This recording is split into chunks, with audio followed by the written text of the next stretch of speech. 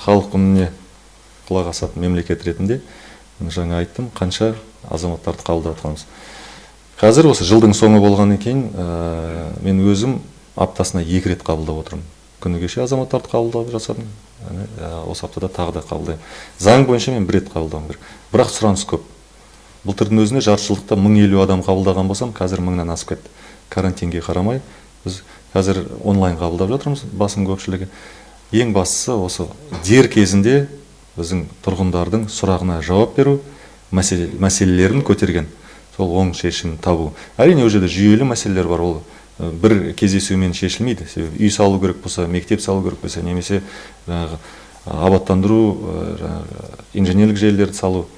Ал кейбір сұрақтар бар, ол кездесіп, сол жерде шешуге болады. Соны біз жасап жатырмыз. Мынау тұрғын үй орталығы, жанұя орталығы өте үлкен көмек көрсетіп жатыр бізге. Ал әрбір аудан әкімдікте open акимат сол жұмыс істеп тұр. Ол да халықпен кері байланысты күшейтуге үлкен көмек септігін тигізіп отыр.